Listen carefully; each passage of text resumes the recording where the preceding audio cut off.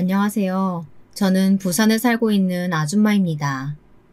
사연 채널에 입문한 지 얼마 안 되었지만 이 사연만큼은 꼭 제보하고 싶어 이렇게 글을 적게 되었답니다. 이 사건을 계기로 저희 집이 더 화목해졌기에 많은 사람들에게 들려지기를 바라는 마음으로 적어봅니다. 여러분, 혹시 드라마 커피 프린스를 아시나요? 저와 남편이 딱 이런 비스무리한 커피집에서 아르바이트생과 사장님 관계로 만나게 된 사이예요. 당시 남편은 빵빵한 시댁의 둘째에 어엿한 커피집을 운영하는 사장님이었어요. 저희 커피집은 부산으로 관광하러 오시는 손님들이라면 한 번쯤 들릴 법한 큰 규모였는데요. 남편은 아주 프로페셔널한 사장님이었답니다. 아르바이트생으로 들어온 저는 이제 막 커피에 열정을 가지고 있던 풋내기 여자애였고요. 그런데 어느 날 남편의 대시로 연애가 시작된 거예요. 저기 오늘 그 청소 끝나고 잠깐 나 좀 봐요. 네? 뭐 필요하세요? 아니 그런 게 아니고 내가 할 말이 있어서. 아니 드라이브나 하자고요. 떨리는 말투로 제게 고백하던 남편의 얼굴이 아직도 어른거립니다.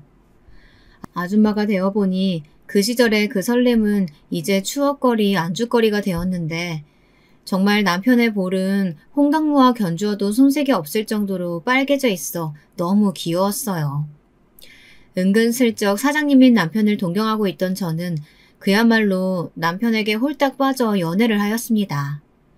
그리고 그게 결혼으로 이어졌답니다. 사실 결혼으로 이어지기 전 중간 다리가 하나 있긴 했는데요. 바로 아이였어요. 어떡하지, 오빠? 나 아기 가진 것 같아. 테스트기 해봤는데 이거 임신 상태라는 거 맞지? 나 어떡하면 좋아? 아직 25도 안 됐는데. 너무 걱정하지 마. 어떻게든 내가 책임질게. 일단 우리 엄마 아빠부터 찾아뵙자. 누나도 너 보고 싶어 했는데 마침 잘 됐다. 당시 남편은 마치 이 과정을 후딱 끝내버리자는 태도였습니다. 결기에 찬 눈빛으로 시댁에 저를 끌고 인사를 하러 간 것이었죠. 거기서 시부모님의 눈길, 특히 시아버지의 눈길이란 정말 매섭게 그지 없었습니다. 에휴, 요즘 애들 참 무섭다니까. 어떻게 애를 먼저 만들어 와서 결혼할 생각을 하냔 말이야. 결혼부터 하고 일을 치를 생각을 해야지. 이게 남자 아랫도리만 단속할 일이냐? 여자나 남자나 생각이 똑바로 박혀야지. 그 밥에 그 나물 같은 놈들이 결혼하겠다고 설치고 있으니까. 아유, 이거 큰일이다. 아버님의 발언 중 그 밥에 그 나물 같은 놈들이란 저와 남편을 가리키는 말이었죠. 저는 너무 위축되어 있던 터라 뭐라 받아칠 말도 없었습니다. 아기를 가진 게 죄도 아니거늘 단순히 혼전 임신을 했다는 이유로 저는 볼록한 배도 가리고 연신 고개만 숙이고 있었습니다. 그런데 그때 옆에 계시던 시어머니가 조심스레 자기 의견을 말씀하시더군요. 이미 만들어 온 걸 어쩌겠어요. 이쁘고 고운 우리 며느라기 혼수로 아기 해온 거라고 생각하고 어른으로서 축복해줘야죠. 너무 신경 쓸 거 없다, 아가야. 일단 인사하러 와줘서 고맙구나. 너무 긴장해 보이는데 이 과외부터 좀 들어라. 네, 어머님. 정말 감사합니다. 이때 시아버지와 참으로 대조되는 시어머니의 푸근한 인상과 자애로운 눈빛은 제게 크나큰 위안이 되었답니다. 저를 위아래로 쳐다보며 매의 눈길로 쳐다보는 시아버지에게 바짝 쫄아 있었는데 어머님은 그걸 이미 간파하신 듯 저를 따스히 안아주셨어요. 시댁에 갔을 땐 형님 되실 분이 이미 들어와 계셨고 이후 동서가 들어오게 되었는데요. 형님 역시 인상이 좋으셨습니다. 학교에서 아이들을 가르치는 수학 교사라고 하셨는데 특유의 근엄하고 진지한 분위기가 있으시긴 해서 어렵게 느껴지긴 했었지만 전체적으로 따뜻한 느낌이셨어요. 저에게 대하시는 것도 그랬고요. 나중에 저에게만 이렇게 속삭이더군요. 우리 시아버지 때문에 너무 긴장했죠? 원래 말씀이 좀 거치신 양반이세요.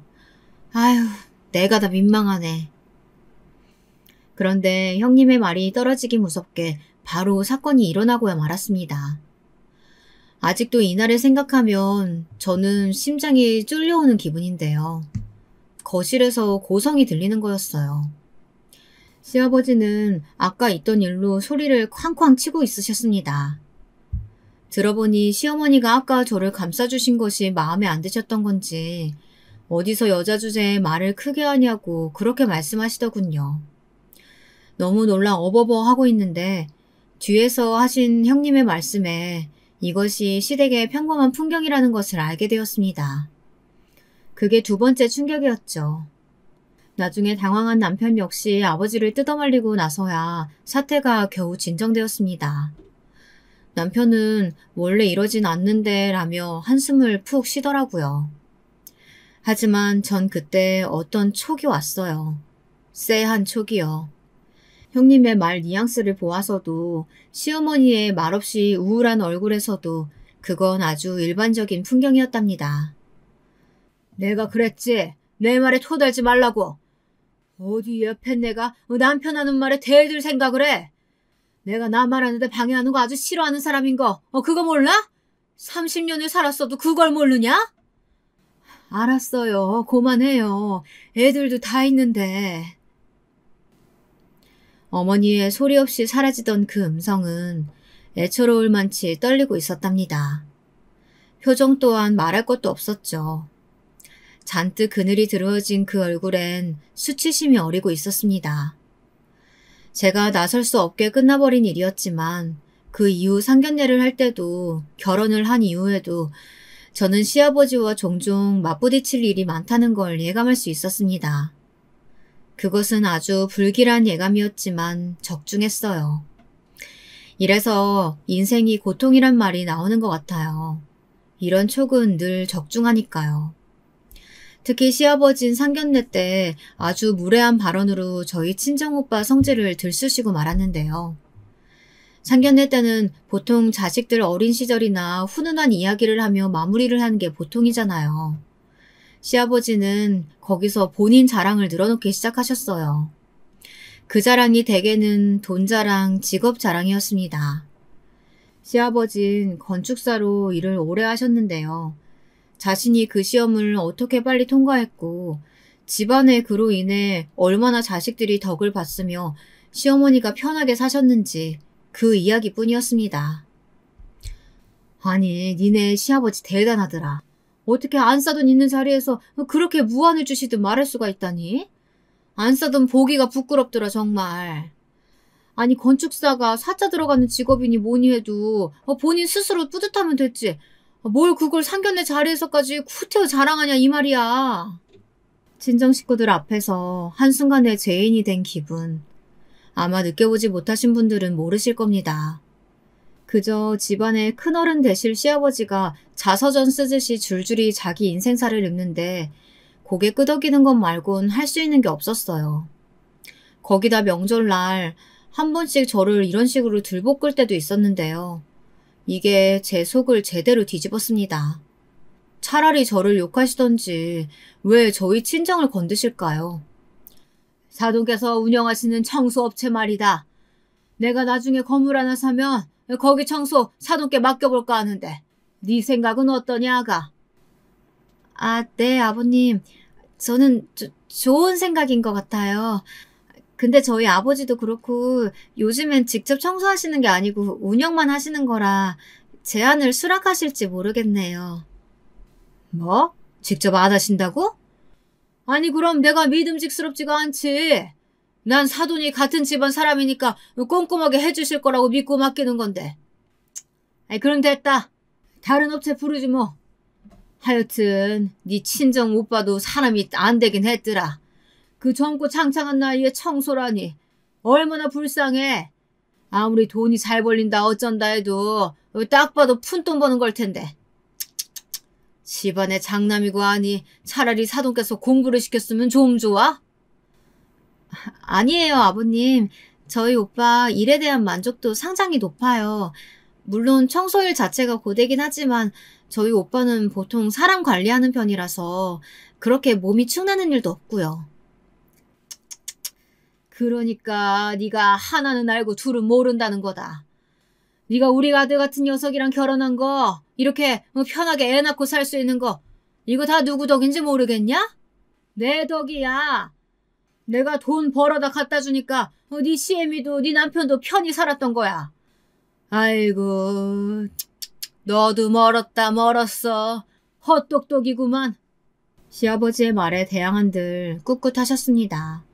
자신의 의견을 내세우는 데는 거침이 없으셨어요. 다만 여기서 아주 큰 문제는 다른 사람의 의견 같은 건 들을 생각이 전혀 없으셨다는 겁니다. 그저 청소업체를 운영한다는 이유로 얼마나 까내리고 비웃던지 걱정하는 척 선심 쓰는 척 하면서 위선 부리는 그 행동이 정말이지 한 번씩 역했습니다. 이런 마음을 달래준 건 어머님과 형님이었습니다.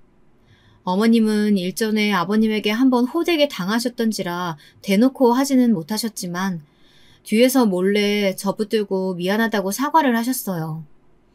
형님은 어머님과 반대로 시아버지에게 대놓고 한 번씩 퉁을 주었는데요. 형님이 학교 선생님이라고 했잖아요. 조금 엄한 말투로 또박또박 하고픈 말을 힘주어 하는데 형님이 마치 여자 영웅처럼 느껴질 정도였어요. 아무리 그래도 아버님, 동서 친정을 그렇게 무시하시면 어떡해요. 동서 기분이 어떻겠어요. 제가 그러지 마시라고 말씀드렸잖아요.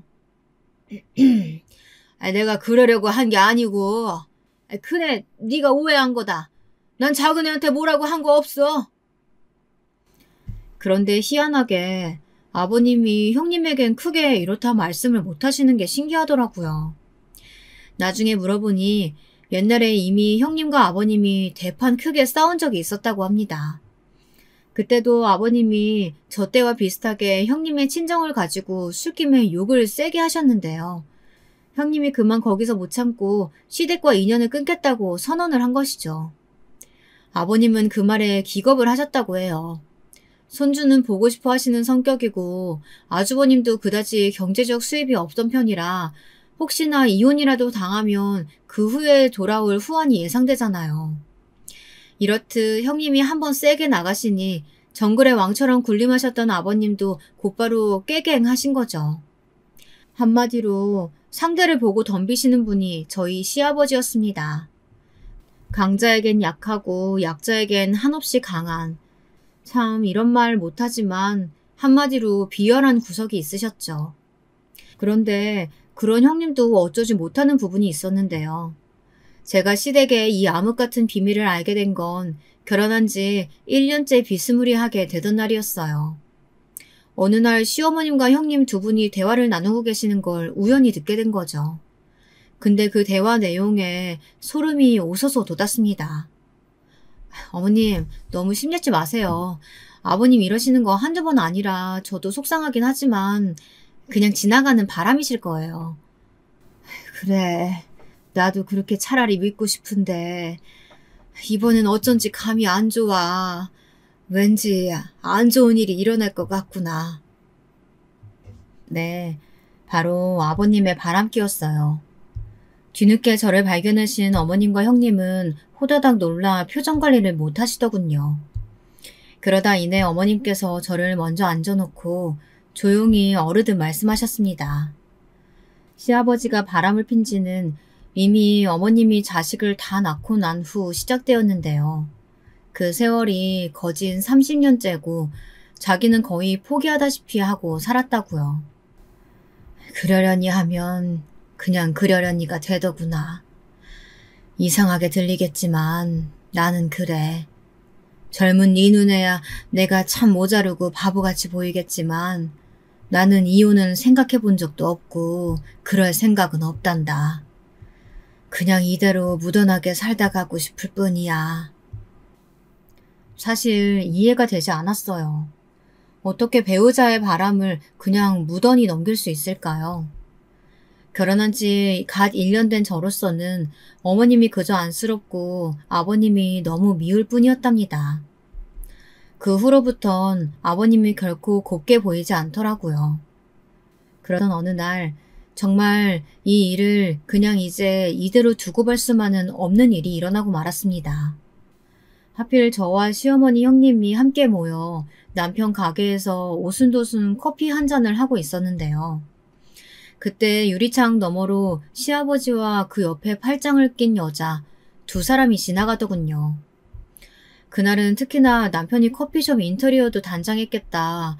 그 기념으로 모인 것이기에 분위기가 참 화기애애했는데요. 근데 팔짱을 끼며 걸어가는 두 사람의 모습을 본 순간 찬물이 뿌려지듯 단번에 분위기가 식어버리고 말았죠. 시어머니 얼굴은 곧바로 사색이 되셨습니다. 아니, 저 양반이 정말 어떻게 아들 가게 앞을 부끄러운 줄도 모르고. 아유, 정말 내가 기절하고 싶다, 진짜.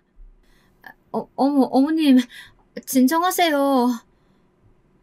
게다가 시어머니는 이 광경을 보고 충격을 많이 받으셨는지 얼굴이 발갛게 달아오르시더니 한참 어지러움을 호소하시더라고요. 결국 제가 직접 어머님을 모셔다 드리는 수밖에 없었습니다. 시어머니는 시댁에 앉으셔서도 감정을 주체하지 못하셨는데요. 이내 눈물을 터뜨리시면서 손수건으로 눈물을 훔치시더라고요. 그 모습이 얼마나 안타까웠는지 몰라요. 어머님도 며느리 앞에서 이런 모습을 보이고 싶으셨겠어요. 그런데 저희 어머님, 어린 나이에 가난한 친정에서 팔려가듯 아버님께 시집와서 그저 애 낳고 집안 살림하는 것 말고는 배운 게 없으셨다 했습니다. 그래서 더 위축되고 힘드셨다고 하더라고요. 그마저도 못하면 내 시어머니한테 얼마나 욕을 먹었는지 모른다. 남편까지 쌍으로 나를 아주 들들 볶아댔지. 어떻게 그런 악마들이 있는지. 그때는 어려서 그냥 당하고 살았는데 내 지난 세월 돌아보면 그저 다 한이다. 그냥 얼른 빨리 죽었으면, 그래서 이 꼴 안 보고 살았으면 낫겠구나 싶다. 이젠 다 내려놓고 싶어. 어머니의 한이 어느 정도였으면, 얼마나 가슴에 사무치셨으면 둘째 며느리인 저를 데리고 그런 말씀을 토해내셨는지. 그 마음이 공감되기도 하고 가슴이 아프기도 했습니다.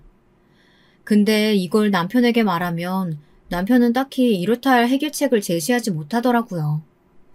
일반적이지 않은 것을 계속 보다 보면 어느새 익숙해진다는 말도 있잖아요. 남편은 딱 그 상태 같았습니다. 나도 아버지 그러는 거 마음에 안 들어. 당연히 싫지. 엄마도 불쌍하고. 근데 어쩌겠어. 아버지가 나 학비 다 대주고 커피 공부 유학도 시켜주고 뭐 받은 혜택이 너무 많으니 뭐라고 할 말이 없어. 그리고 무엇보다 내가 이혼을 권해도 엄마가 말을 안 듣는데 어떡해. 아니야. 어머님, 아버님이랑 살고 싶지 않으셔.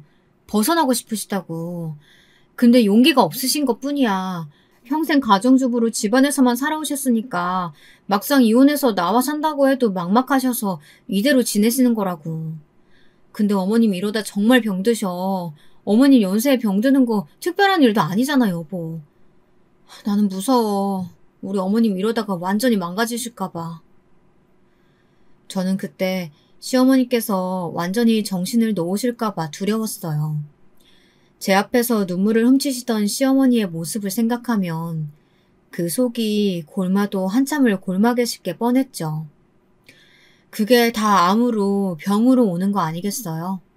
저는 무슨 대책이라도 취해야 한다 생각했지만 막상 형님께서도 고개를 내저으신 게 시아버지를 말릴 길이 없다는 거였어요. 어머님 생각해서라도 그만두라고 몇 번 말씀드려봤는데 그때마다 뭘 하시는 줄 알아?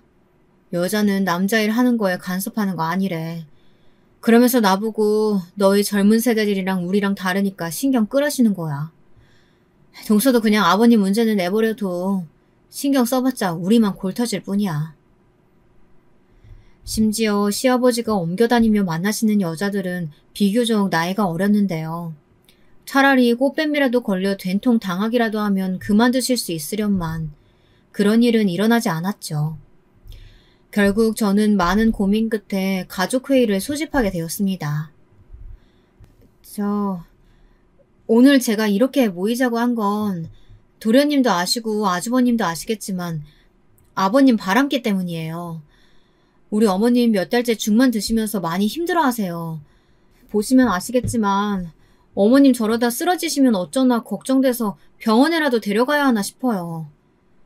저번에 이희한테 듣기론 어머님이 아버님 몇 번씩 사고치고 다니실 때마다 그 수습 다 하시고 몇 번씩 피해자들한테 머리 조아리시고 어떻게든 합의하게 도우셨다면서요. 도련님도 아주버님도 그 자리에 있으셨을 테니까 다 아실 거 아니에요. 저는 어머님이 너무 안 됐고 불쌍해요. 무슨 조치를 취해야 하지 않나 싶어요. 그래서 많이 망설이다 회의를 열게 되었습니다. 이게 무슨 소리냐면요. 바로 아버님께서 술만 먹으면 그렇게 주사를 부리고 다니셨다는 겁니다. 특히 젊었을 적에요. 젊었을 적 일적인 스트레스가 많았는지 술을 자주 마셨었는데 일주일에 5번은 괜히 길 가는 사람에게 시비를 걸고 그랬다네요. 그러다 한 번은 큰 싸움이 나서 어머님이 무릎 꿇고 제발 합의해달라고 빌었답니다. 아버님 주먹에 맞은 그 사람들도 어머님이 그렇게까지 하니 불쌍해서 한 번은 넘어가 주었다고요. 사실상 아들이지 이게 남편인가요? 아들이라도 아마 그렇게 행동한다면 기가 찰 노릇일 텐데요. 저는 그 이야기를 듣자마자 거의 기함을 했습니다. 근데 제 말에 막내 도련님이나 아주버님이나 심지어 저희 남편까지 고개를 갸우뚱하더군요. 근데 형수님, 저 외람된 말씀이지만 사실 저희가 어떻게 할 수 있는 게 없어요. 형에게 들어서 아시겠지만 아버진 강산이 바뀌어도 바뀌실 분이 아니고 엄마도 그래요. 엄마도 이제는 이골이 나서 그냥 저렇게 참고 사시는데 적응이 되실 만큼 되셨어요. 뭔 수가 있었다면 저희도 했었겠죠. 근데 이제 와서 어쩌겠어요. 그래도 아버지가 간 수술하고 술은 안 드시니까 그거 하나는 덜 하시니까 다행이죠 뭐. 맞아 여보. 내가 이 가족회의 아무 의미 없다고 했잖아. 이런 거 소집해봤자 답이 안 나온다고. 괜히 속만 답답해지네.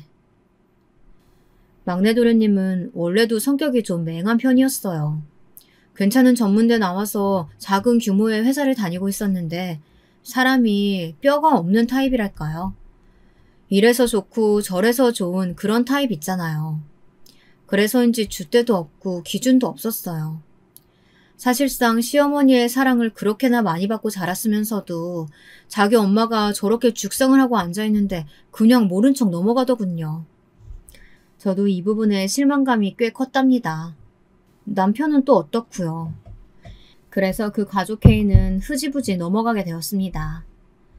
그런데 그렇다고 제가 시아버지를 나서 설득하려고 해도 이걸 막상 행동으로 옮기려고 하니 여러 가지 현실적인 상황들이 발목을 붙잡았어요. 당시 애 키우느라 바쁠 때라 시댁적으로는 도통 신경을 쓰기 힘들더라고요. 애가 멋대로 소리 지르고 말썽을 부리는데 가만히 있어도 기운이 떨어졌습니다. 그래도 이 시기에 아주 오랜만에 좋은 소식이 생겼는데요. 드디어 막내 도련님께서 여자를 데려오셨어요. 막내 동서가 들어오며 저희 시댁은 사실상 새로운 국면을 맞이했다고 볼 수 있습니다. 내내 우울해 있던 시어머니는 막내 도련님이 데려온 동서를 보자마자 화색이 되셨고 이제야 새 아들이 모두 장가에 드셨다며 참으로 기뻐하셨습니다. 거기다 동서 성격이 똑소리 나더라고요. 막내 도련님과는 달라도 한참 다른 성격에 제가 다 마음이 놓이는 거 있죠. 역시나 시어머니도 그러셨어요. 막내 동서는 직업이 약사였는데요. 도련님 회사 근처에서 약국을 운영하다 그렇고 그런 사이가 되었다고 하더라고요. 대학 입학도 졸업도 1등으로 했다고 하는데 그래서 그런지 어딘가 남달라 보였어요. 아이고, 드디어 우리 집에 사자가 들어왔구나. 사자가. 내가 우리 큰 며느리나 작은 며느리한테선 보지 못한 재미를 너한테서 보면 되겠네. 하하하하. 어떻게 우리 한심한 막내 아들이랑 엮였는지 모르겠지만 아무쪼록 잘 들어왔다. 이제야 대화가 통하겠구나. 네. 그런데 아버님, 이 한심하지 않고 저보다 영민하고 똑똑한 사람이에요. 제가 배울 때가 많아요. 제가 공부만 해서 세상 돌아가는 건 잘 모르거든요. 이희한테 많이 묻고 배워요. 그러니? 우리 막내 아들한테 그런 구석이 있는진 미처 몰랐네. 그냥 구멍가게 같은 쬐끄만 회사 다니면서 지 용돈벌이나 하는 줄 알았는데. 하헤이. 작은 회사긴 하지만 알아보니까 굉장히 탄탄한 회사더라고요. 거기 대표님을 제가 우연히 모임에서 만나서 알게 되었는데요. 비전이나 직원들 생각하는 마음도 남다르시고요. 이이가 그런 회사 다녀서 저는 참 다행이다 싶어요. 동서는 시아버지 앞에서도 기죽지 않고 자기 할 말을 또박또박 하는데 형님마저 약간 여기에 감탄하신 듯 했습니다. 형님도 한성질 하시는지라 아버님께 기죽는 법이 없으시긴 했지만 막내 동서는 시작 전부터 다르더라고요. 인사하러 온 날 말끝을 흐리고 살짝 주눅 들어있는 저와는 한참 다른 태도였어요. 저보다 어리고 손 아랫사람이긴 하지만 그럼에도 절로 우러러보게 되더군요. 심지어 막내 동서는 집안도 괜찮았어요. 친정 아버지도 의사시고 어머니도 약사라고 하시더라고요. 그래서 자기도 자연스레 그 길로 걸어가게 된 것 같다며 덤덤히 말하는데 저는 사실 이때 이미 남편에게 들어 동서 친정의 재정 상태를 꽤나 상세히 알고 있었답니다. 마치 남편은 막내 도련님이 복권이라도 당첨된 것처럼 그날 밤 내내 열변을 토하곤 했습니다. 사실 사람 능력이 제 아무리 뛰어나도 집안이 잘 살고 보면 시작점이 다를 수밖에 없잖아요. 저희 친정도 못 사는 편은 아니었지만 저도 내심 주변에 미국으로 어학연수니 뭐니 유학을 갔다 오는 친구들이 부러웠거든요. 동서는 이후에도 시아버지의 선을 넘는 발언에도 잘 대처해서 저희 식구들을 놀라게 했습니다. 시아버지조차 은근히 동서를 어려워하는 듯 보였습니다. 아마도 집안 재력 차이도 남달랐고 직업도 도련님보다야 훨씬 나았으니 그랬겠죠. 거기다 사람을 조용히 압도하는 분위기, 카리스마라고 하죠. 그걸 갖춘 동서에게 시아버지는 대형견 앞에선 조그만 강아지와 같았습니다. 문제는 그러니 저만 샌드백이었어요. 제가 아들을 낳지 않고 딸을 낳았다는 이유 하나로 시댁에 갈 때마다 괜히 면박을 주시는 거 있죠. 과일 한 바구니를 사들고 시댁에 들렀는데 문지방을 넘자마자 이런 말을 하시더라고요. 정말 끔찍한 발언이었죠. 우리 딸도 있었는데 말이에요. 아니, 내가 우리 집안 대이을 아들 낳아오라니까 쓸데없이 개집애가 뭐냐 개집애가. 네 형님도 그렇고 너도 줄줄이 개집애 나왔으니 에이 밥맛이 뚝 떨어진다. 세상에 손녀 얼굴 보며 밥맛 떨어진다고 하는 시아버지가 세상에 어디 있을까요? 저는 듣자마자 우리 딸 귀를 막아주고 싶을 정도였어요. 아버님, 아무리 그래도 말씀이 너무... 저희 아이 저한텐 너무 소중한 아이예요. 왜 그런 말씀 하시는 거예요? 적어도 애 있는 앞에선 자제해 주세요. 아이고, 야! 작게 말하면 하나도 안 들려. 너 내 귀 청력 테스트라도 하는 거냐? 뭐라고 씹으렸는지 모르겠지만 얼른 아들이나 낳아와라. 네 형님은 절대 애 안 낳겠다고 뭐 자기는 하나면 만족한다느니 뭐 이런 개소리나 하고 있으니 네가 그 자리 채우란 말이다. 하여튼 요즘 젊은 애들은 애 귀한 걸 모른다. 에휴. 무슨 여자가 애 낳는 기계인가요? 듣는 내내 콧잔등이 시큰해질 만큼 마음이 아프더라고요. 시어머닌 그만하라며 얼른 저를 내보내셨고 무난 인사 드리러 온 성의가 무색하리만치 전 쫓기듯이 나와 길거리에서 엉엉 울고 말았답니다. 딸이 울지 말라며 저에게 손을 내미는데 어찌나 서럽던지. 그만 남편에게 전화해 너와는 도저히 못 살겠다 선언까지 해버렸습니다. 그때 남편이 심각성을 깨달았나 봐요. 그날 자기 아버지를 찾아가 단판을 짓고 오겠다 하더라고요. 근데 단판은 개뿔. 시아버지에게 된통 당하고 온 건지 한쪽 뺨이 벌겋게 부어올라 집에 들어왔더라고요. 뭐야? 어떻게 된 거야? 뺨 왜 그래? 맞았어? 그것도 손도 아니고 효자손으로 맞았어. 내가 이 나이에 진짜... 내가 이러고 살아야 되냐? 나중에 골프채 드시는 거 겨우 피해온 거야. 네, 남편은 시아버지에게 항의하러 갔다가 옆에 있던 효자손으로 온몸을 두들겨 맞고 왔다고 하더라고요. 남편이 좀 허약 체질이긴 했지만 아무리 그래도 그 노인네를 못 이길 만큼은 아닌데 아마 부모이기에 손을 대긴 그랬나 봅니다. 흠씬 두들겨 맞고 집에 와 소주를 벌컥벌컥 들이키는데 그때 생각했어요. 남편에게는 SOS 같은 거 보내지 말아야겠다고요. 일절 도움이 안 되니까요. 야, 너 고깟 한 소리 좀 들었다고? 어디 여자가 남편한테 일러서 자기 부모한테 찾아오게 만들어? 이런 배은망덕한 것을 봤나? 그 못된 버릇 당장에 고쳐라. 네 남편한테도 한 번만 더 이런 일 생기면 그땐 골프채로 두들겨 패주겠다고 전해라. 알겠냐? 아이, 여보, 그만해요. 그러다 우리 둘째 며느리고 아들이고 정말 인연 끊겠어요. 나중에 시댁에서 전화가 걸려왔어요. 옆에서 시어머니가 조그맣게 말리는 소리가 들려오는데 저도 화가 나서 받아쳐 버리려다 어머님 목소리에 가까스로 화를 가라앉혔습니다. 정말 어머님 말처럼 연을 끊어버릴까, 일을 친정오빠에게 일러버릴까 온갖 생각이 들더라고요. 불같은 성격의 친정오빠가 알면 시댁이 뒤집히고도 남을 테니 제가 조금 편하게 시댁 생활을 할 수 있을 것 같긴 했어요. 하지만 결국은 어머님 때문에 참았습니다. 그러다 결정적인 사건이 하나 터졌습니다. 어느 날 시어머니로부터 다급히 전화가 걸려왔어요. 시어머님 먼저 들어온 형님보단 성격이 유순한 편이었던 저를 더 편하게 여기시는 편이었는데요. 그럼에도 새벽에 걸려온 전화야 깜짝 놀랐습니다. 그리고 저는 그때까지만 해도 후에 어떤 참담한 일이 일어날 줄은 꿈에도 모르고 있었습니다. 어머님은 다급히 전화를 끊으시더니 구태여 저희 집 쪽으로 오시겠다고 했습니다.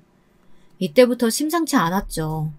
저는 아이를 학교에 보내고 어머님을 뵈러 커피숍으로 향했어요. 시어머니는 남편이 운영하는 곳도 절대 안 된다며 다른 장소를 정해 거기로 가겠다고 하시더군요.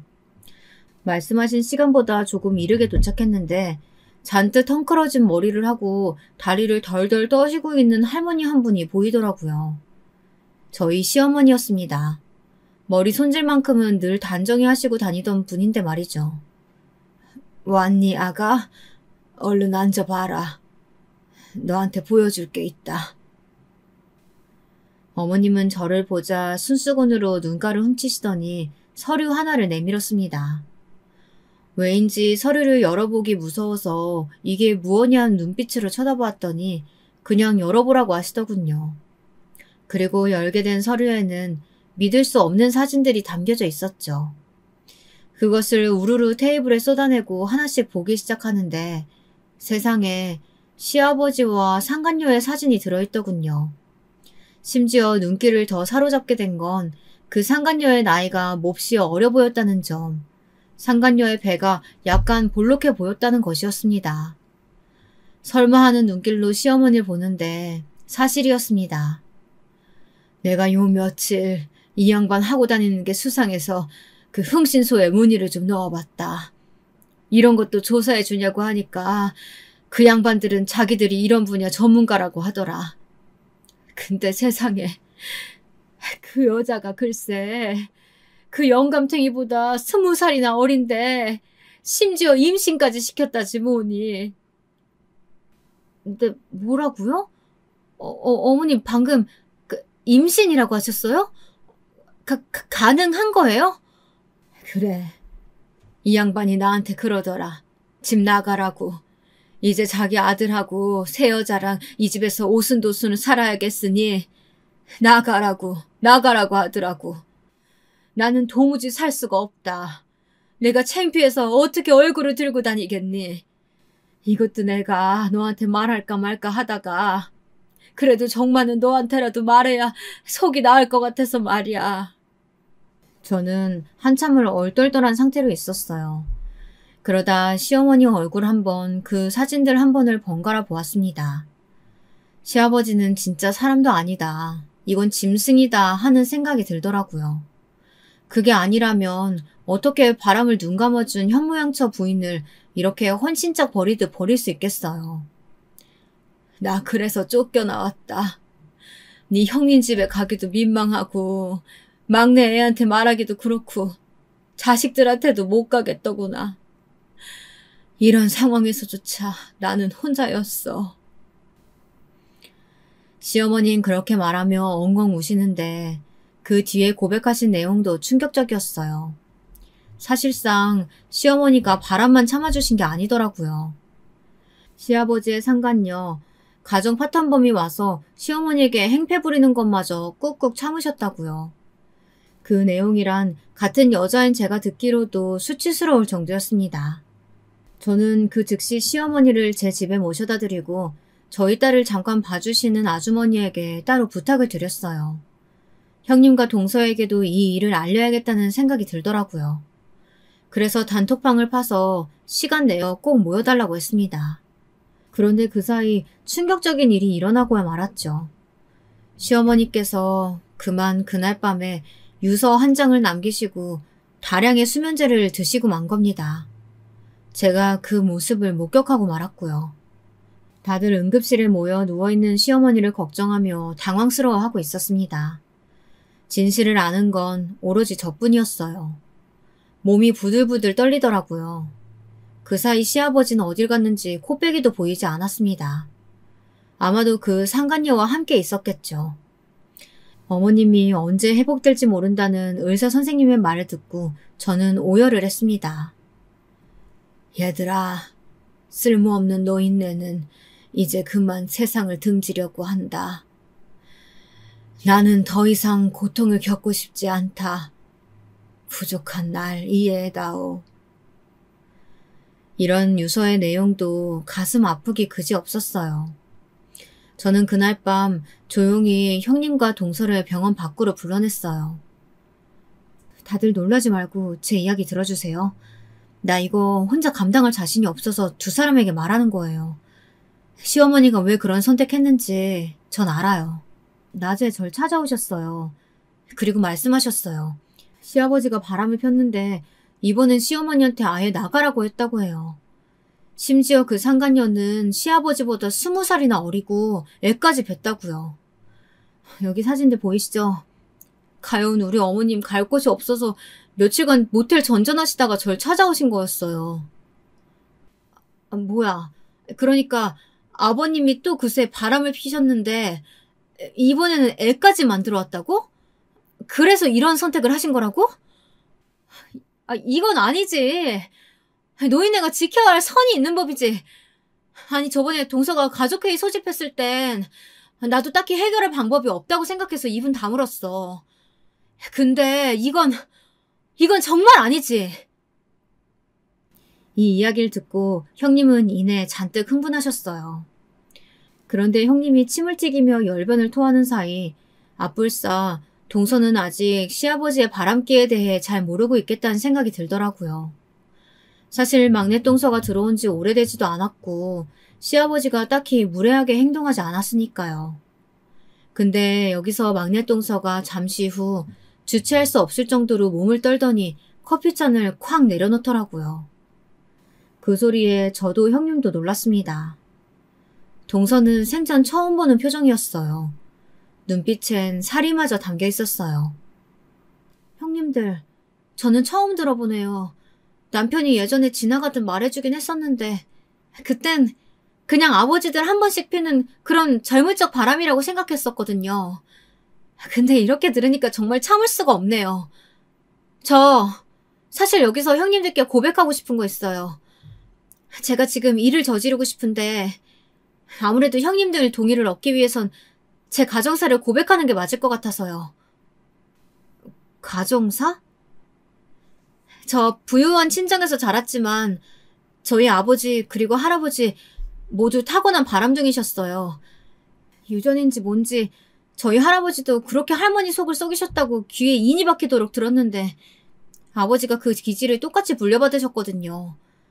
저희 엄마가 1층에서 약국하시는 이유도 아버지 행동 감시하기 위해서 그러시는 거예요. 병원에서 일하는 간호사며 환자며 하도 홀리고 다니시는 바람에 엄마가 병원 망할까봐 걱정이 많으셨거든요. 저도 이게 평생 수치의자 상사였는데 시아버지까지 이럴 줄은 상상도 못했어요. 형님들, 저 이거 가만 두고 보기 싫고요. 저에게 잘해주셨던 어머니 생각하면 더더욱 일을 쳐야겠다 싶어요. 막내 동서의 폭탄 발언에 저나 형님이나 살짝 얼어붙었답니다. 그도 그럴 것이 형님도 저도 막내 동서가 그저 구김없이 자라왔을 그런 아가씨라고만 생각하고 있었으니까요. 그래서 늘 저렇게 당당하구나 싶었는데 막내 동서의 당당함은 자기를 지키기 위한 수단이었던 것이었더라고요. 바람을 피고도 당당히 자기 아버지와 맞서고 싸우느라 길러진 수단이요. 순간 짠한 마음이 들며 동지애가 솟아났습니다.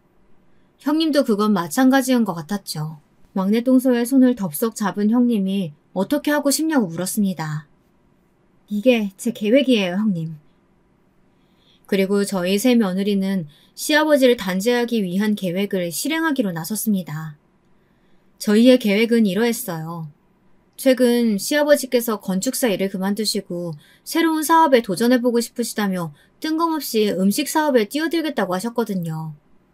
자신이 제2의 백종원이 되겠다나 뭐라나 하시면서요. 그래서 자리를 알아보고 계셨는데 막내 동서가 먼저 자기 친정 건물 2층에 자리고 있다면서 그곳으로 유인한 것이었죠. 뭐라 그러냐? 아이고 우리 귀염둥이 막내가 날 도와주는구나. 아니다, 하늘이 날 돕는 거지. 자식 며느리고 아무 쓸모 없다고 생각했는데 고맙다 막내야. 사실 네 시애미도 갑자기 저런 선택해버리는 바람에 집안 분위기 영 아니었잖아. 도움받을 데가 없어 아주 막막했는데 네가 아주 복덩이였구나. 아버님이 큰 사업 하시려는데 당연히 도와야죠. 감자탕 집이라고요? 저희 엄마 아빠에게도 말씀드릴게요. 마침 저희 엄마가 감자탕 진짜 좋아하시거든요. 그래? 그럼 우리 사돈께는 특 대짜로 선물해드려야겠구나. 공짜니까 출출하실 땐 언제든지 내 감자탕집에 와서 식사하시라고 하려. 시어머니의 병원엔 코빼기도 안 비추던 시아버진 막내 동서의 연락에 한달음에 달려왔고 동서의 제안에 어깨춤이라도 출 듯했어요. 저나 형님은 그걸 보고 비웃었고요. 시아버진 열심히 가게 인테리어며 뭐며 신경 써서 사업을 구상하기 시작하셨어요. 저와 형님 동서는 그 사이 시아버지의 감자탕 가게가 개업하기까지 기다리며 시어머니를 열심히 간병했습니다. 서로 생업이 있었기에 돌아가며 교대했었는데요. 다들 한마디 불평이 없었습니다. 시아버지의 감자탕 가게가 개업한 날 저희는 일제히 모두 시아버지 가게로 찾아갔습니다. 그리고 시부의 상간녀도 마주칠 수 있었는데요. 그 여자가 팔짱을 꼰 채 저희를 보고 있더라고요. 사진보다 실물이 훨씬 더 늙어 보였고 못된 심보가 얼굴 곳곳에 드러나 있었습니다. 어머나, 내가 너희 새로운 시어머니 될 사람인데 소개가 늦었지? 여보, 나 이제 집안 안주인 될 사람이니까 소개 좀 해줘요. 여기가 당신 새 며느리들이라고? 어디 보자. 한 명은 기세게 생긴 게 딱 봐도 드세 보이고 한 명은 없어 보이게 생겼고 한 명은 돈은 많아 보이는데 생긴 게 영 별로네. 자길 새로운 시어머니라고 주장한 그 여자는 순서대로 형님 저 동서를 가리키며 대놓고 험담을 하더라고요. 마치 기산제역 같았습니다. 농담조였지만 농담이 아닌 내가 서열 위이니 무시할 생각 말라는 선전포고요. 그에 약간 당황하신 것 같은 시아버지가 허허실실 웃더니 그래도 자식 새끼들보다 나아. 특히 우리 막내 며느리가 여기 금싸라기 같은 땅을 저렴한 월세로 가게 내줬잖아. 하더라고요. 동서를 역시나 부단히 챙기시더군요. 그때까지 시아버진 자신이 어떤 꼴을 당할지 모르고 있었죠. 그리고 저희는 시아버지의 감자탕 가게가 잘 되기만을 빌며 잠자코 있었습니다. 그 시간은 무려 6개월 정도였는데요. 감자탕집은 개업하고 얼마 안 돼 장사가 잘 되어가고 있었습니다. 저희는 그 후 행동을 개시했어요. 일단 동네 맘카페에 시아버지의 행동을 적는 것을 시작으로요. 이건 글을 잘 쓰시는 형님이 담당했고요. 두 번째, 제가 가게 앞에 나가 직접 만든 전단지를 사람들에게 건네주었답니다. 전단지에 시아버지의 추악한 행위, 그리고 그로 인해 시어머니가 어떻게 병들어가는지 자세히 하나하나 친절하게 나열한 전단지였습니다. 시아버진 가게 손님이 줄어들자 처음엔 무슨 일인지 몰랐다가 저를 찾아왔습니다. 너 이게 무슨 짓이야? 내 사업 잘 되는 게 그렇게 배 아팠냐? 무슨 말씀이세요? 아버님 말씀 무슨 말인지 하나도 못 알아듣겠어요. 이 전단지, 이거 네가 만든 거 아니야? 어디서 되도 않는 발뺌을 하려고 들어? 아버님, 상상력이 참 깜찍하시네요. 저 그런 거 만들 줄 몰라요. 아버님이 그러셨잖아요. 예전에 제가 딸밖에 낳을 줄 모른다고. 배운 거 없는 무식한 애라고요. 제가 무식해서 이런 고급 작업은 일절 할 줄 몰라요. 그러니 여기서 따지지 마시고 나가세요. 이제 카페 오픈 시간이거든요. 뭐야? 이런 미친, 이 요망한 걸 봤나? 내 당장 네 머리칼 쥐어뜯어 놔도 성에 안 차는데 어디서? 그런데 그때 저를 도와 나서준 것이 남편이었습니다. 자기 엄마가 아버지 때문에 새어머니 들여 저렇게 되셨다는 걸 알고 난 후 남편은 완전히 변했습니다. 남편은 그 자리에서 대걸레 빤물을 그대로 시아버지에게 끼얹어 버리더군요. 순식간에 쫄딱 젖어버린 시아버진 멍하니 자기 아들을 바라보았어요. 한 번도 제대로 대들지 못했던 둘째 아들에게 이런 면이 있었을 줄은 예상하지 못하셨죠. 한 번만 더 가게 오시면 대걸레 물 더 끼얹어 드릴게요. 그리고 아버지와 이 시간부로 인연 끊을 거예요. 이건 저뿐만 아니고 동생, 형도 다 같은 생각이고요. 아버지에게 이제 자식은 없어요. 네, 세 남자들이 드디어 정신을 차렸답니다. 어머님이 정말 생명의 위기에 직면하니 그제야 현실을 각성하고 자기들의 잘못을 뉘우치고 반성하더라고요. 아주버님은 심지어 눈물까지 보이면서 자신이 엄마를 방치해서 이런 일이 일어났다고 오열까지 하셨답니다. 당장에 시아버지의 멱살을 쥐고 흔들겠다는 걸 형님이 겨우 말리셨더랬죠. 아무튼 그렇게 세 자식에게 한꺼번에 팽당하신 시아버진 갈 곳을 잃은 신세가 되었죠. 상간녀는 얻었지만 자식들을 잃었으니까요. 그렇게 시아버지를 제가 배웅하고 나선 후에야 전 동서와 형님에게 이 일을 전했는데요. 저희 셋 다 통쾌함에 웃음을 터뜨리고 말았습니다. 그리고 다음 계획은 저희 친정오빠가 도왔는데요. 친정오빠가 청소업체 사람들을 싹 불러서 감자탕 가게 안을 완전히 망가뜨린 거예요. 아주 지저분한 꼴을 만들어 놓고 그 사진을 찍어 저에게 전송해 주었는데요. 공들여 하신 인테리어가 절이되었으니 땅치고 후회하실 시아버지 모습이 절로 상상되었습니다. 이번에도 미소가 지어졌죠. 그리고 이제 마지막 계획의 일환으로 막내 동서가 나섰습니다. 아버님 들었는데 저희 둘째 형님 친정 오빠를 고소하신다고요? 그건 안 되겠는데요? 뭐야? 아니, 가게 안이 이렇게 엉망되었는데 그게 무슨 말이야? 너도 개 편드는 거야? 아버님이 그러시면 저랑 형님 사이가 곤란해져요. 제가 형님께 은혜 입은 게 많아서요. 그러니 아버님이 가만히 계셔주시면 제가 이번에 친정에서 증여받은 작은 건물이 하나 있는데 그거 아버님 드릴게요. 아버님 이번 생신 선물로요. 어때요? 사실 보통 사람 같았으면 동서의 말에 어떠한 다른 의도가 있을까 의심했을 겁니다. 그런데 자기의 끝판왕 아버님은 동서의 말에 눈이 휘번뜩 뒤집어져선 그럼 고소 취하하고 가만히 생일날만 기다리겠다고 하더군요. 저희는 마지막 하이라이트로 아버님의 생신날 준비한 계획을 펼칠 때를 기다리고 있었어요. 저와 남편, 형님네 부부, 동서네 부부까지 모두 모여 호텔 뷔페에 모였습니다. 시아버진 인연을 끊겠다고 한 자식들이 모조리 등장하자 놀라더군요. 그 옆에 상간녀 역시 소문을 들었는지 흠칫하는 눈치였습니다. 그런데 그때였어요. 한 분이 아주 귀티나는 옷을 입고 등장했어요. 왜, 놀랐어요? 뭘 귀신 본 듯 놀라고 그래요. 내가 평생 누워있을 줄 알았나 보지? 당신 때문에 그 지경이 됐는데 병실은 한 번도 안 왔다는 거 듣고 내가 생각을 고쳐먹었어요. 더 이상 피해자로 살지 않기로 했습니다. 당신 같은 변태 영감탱이한테 당하고 살기엔 내 인생이 너무 아깝고 소중하더라고요.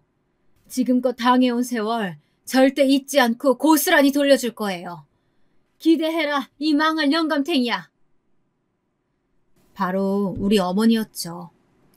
시어머니는 고급 호텔 뷔페에 앉아있던 시아버지의 뒤통수를 그야말로 아주 빡세게 후려갈겼습니다. 어머님, 이래봬도 새 자식 길러내고 집안일에도 잔뼈가 굵으신 편이라 손님 하나는 아주 세거든요. 어머님에게 뒤통수를 맞으신 시아버진 악하며 토마토 스프에 얼굴을 푹 담그셨어요. 상간녀는 저희 세 며느리들이 처리했어요. 첫째 형님이 도망가려는 상간녀에게 발을 걸어 넘어뜨리자 제가 뺨을 한 대 갈겨버렸고 동서는 말로 조져놓았죠. 너 같은 가정 파탄범들이 세상에 얼굴 드러놓고 당당하게 돌아다니니까 엄한 자식들이 상처받는 거야. 한 번만 더 저 노인네 앞에 나타나면 내가 그땐 네 자식들에게 친히 편지 써줄 거야. 네가 술집에서 뭐하고 돌아다니는지. 그러자 상간녀는 벌벌 떨며 울며 불며 밖으로 나가더군요. 그런데 시아버지는 아직도 상황 파악이 안 되셨나 봐요. 이 모든 꼴을 당하시고도 자신의 막내 며느리에게 묻더라고요. 그럼 건물은 어떻게 되는? 동서는 빙그레 웃으며 건물 따위 애초에 없었다고 못을 박았답니다. 그리고 매출 안 나오는 감자탕 가게에 당장 빼라며 지금 안 빼면 더한 후원이 있을 거라고 말했죠. 그제야 후회의 눈물을 떨구던 시아버진 어머님을 붙잡고 용서해달라고 빌었지만 어머님은 그보다 더 매서운 말로 휘갈겼습니다. 야심차게 차린 감자탕 가게야 이미 매출 하락세 탄 지 오래고 내 이쁜 새 며느리들이 이혼 소송에 아주 좋은 변호사 고용해뒀다고 하더라고. 위자료 세게 물꺽 각오하고 있어. 이참에 정신교육 제대로 받고요. 그 후 저희는 단란한 가족이 돼 이제야 자식은 자식으로서 며느리는 며느리로서의 도리를 하며 그 누구보다 행복한 마음으로 살아가고 있답니다. 여러분, 부디 바람은 피지 마시고 가정에 충실하며 사시길 바랍니다. 그럼 이만 사연 마칠게요.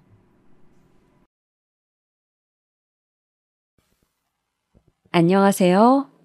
저는 올해로 40이 되는 새댁이라고 하기엔 조금 연식이 된 대한민국의 여성입니다. 우연히 유튜브로 사연 채널을 접해 다양한 사연을 듣다 보니 공감되는 부분도 있고 해서 저도 제 인생에서 가장 통쾌했던 에피소드를 오늘 말씀드려보려고 해요. 제가 재미있게 들었던 것처럼 부디 재미있게 들어주시길 바랍니다. 그럼 이야기 시작하겠습니다. 저는 서울은 아니지만 우리나라에서 손꼽히는 대도시에서 태어났습니다. 1980년대생인 저희 세대는 부모님들이 지독한 가난을 겪은 것과는 달리 많은 것을 누리고 살았죠. 저희 집은 아버지는 금융 쪽 회사를 다니셨고 어머니는 가정주부셨어요. 저는 3남매 중 장녀이고요. 아이가 셋이라 형편은 빠듯했어도 부모님은 자식 교육에는 열성이셔서 학교에서 받아쓰기를 틀려오면 종아리를 맞으며 혼나기도 하고 주판 학원을 다니고 피아노도 배우며 즐겁게 자랐던 기억이 납니다. 그렇게 초등학교 시절과 중학교, 고등학교를 지나 저는 화학 전공으로 대학을 가게 되었어요. 아무래도 저까지 자식이 셋이라 형편이 빠듯했기에 20살이 되어 막 사회에 발을 내딛던 그 순간부터 저는 결혼 자금을 부모님께 손 벌리지 말고 내가 모아야겠다는 다짐을 하고 아르바이트를 시작했습니다. 제일 처음 시작했던 아르바이트는 편의점이었어요. 2달 일을 하고 나니 점장이 자신의 조카가 일해야 한다면서 저를 쫓아내더군요. 억울했지만 이것도 사회생활이려니 하고 다시 프랜차이즈 빵집 알바를 구했습니다. 빵의 이름을 외우고 하루 종일 서 있고 화장실도 눈치 보며 다녀와야 하는 일이 힘들었지만 열심히 일해서 번 돈 50만 원이 처음 통장에 들어온 것을 본 순간 너무 기뻤습니다. 그렇게 저는 대학 다니랴 아르바이트 하랴 바쁜 20대를 보냈어요. 그리고 27살이 되던 해 전공을 살려서 제약회사에 취직을 했습니다. 복지나 처우가 좋은 외국계 제약회사였어요. 유명한 약이 많았기 때문에 한국 제약회사처럼 접대를 하거나 할 필요도 없었고 그저 병원을 한 번씩 방문해서 의사 선생님들께 약을 드리고 또 바뀐 사항들을 전달하면 되는 일이었습니다. 그 외에 다른 마케팅 역시 제 적성에 맞아서 저는 아주 바쁜 20대 후반에서 30대를 맡고 있었습니다. 요즘 제 나이대 사람들 중에 결혼을 안 하는 사람들이 아주 많은 거 아시나요? 저는 제 친구들 중에 아직 결혼을 하지 않은 친구가 10명도 더 되는데 집값도 높고 살기가 워낙 팍팍하다 보니 그냥 내가 벌 수 있는 한정된 돈을 나 자신에게만 쓰고 편하게 살겠다는 입장이 이해가 되기도 하더라고요. 물론 저는 꼭 나이가 너무 많아지기 전에 결혼을 하겠다는 입장이었지만요. 대학 다닐 때 남자친구를 한두 번 사귀기도 했고 소개팅도 했었는데 결혼할 사람을 찾다 보니 경제력이며 뭐며 여러 가지를 고려해야 하더군요. 사람이 착해도 능력이 없으니 연애를 해도 힘들고 또 너무 잘난 남자도 부담스럽고요.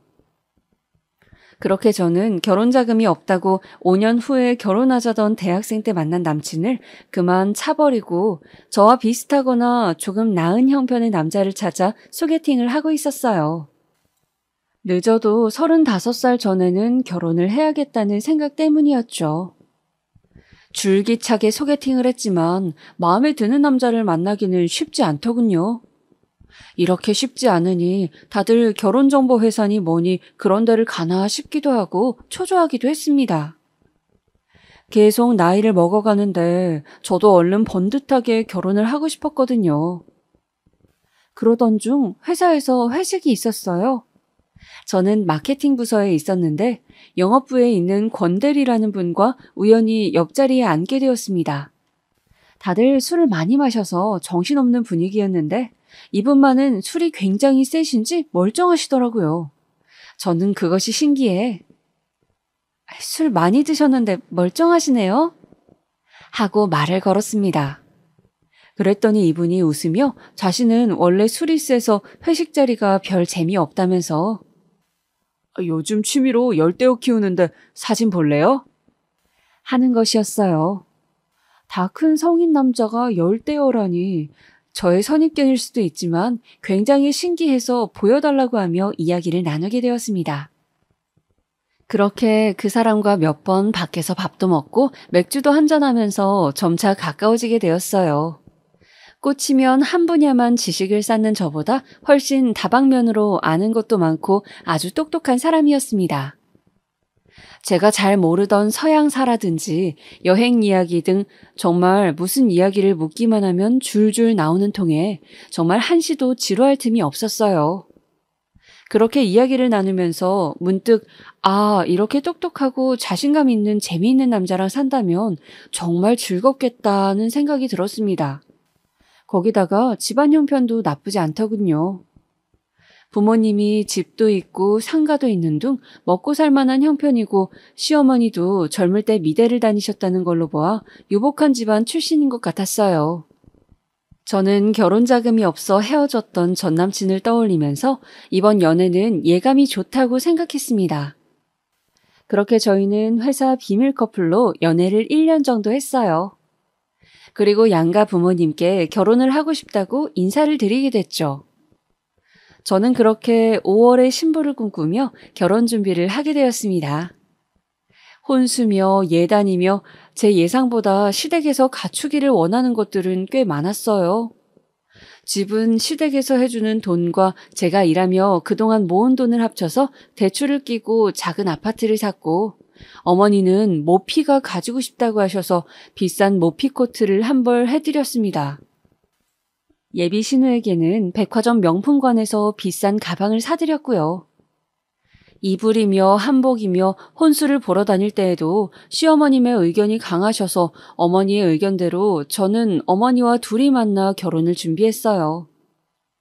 친정 어머니께서는 이제 그 집안을 들어가 살아야 하는데 예비 시어머니 원하는 대로 어지간하면 맞춰드리는 것이 좋다고, 지금 삐그덕거리면 살면서 계속 그게 트집거리가 된다고 하셨어요. 저는 세상이 많이 바뀌었다고는 해도 여전히 시댁은 어려운 존재이구나 하면서 어머니 비위를 거스르지 않으려 노력했습니다. 그렇게 참고 또 참으면서 어머님 의견을 최대한 반영하여 결혼 준비를 가까스로 마치고 드디어 결혼식이 당일이 되었는데 문제가 터졌습니다. 시어머니 단골집이라는 한복집에서 약속한 식 진행 시간에 한복을 보내주질 않아서 혼주인 친정어머니가 한복 없이 식을 치를 상황이 된 것이었습니다.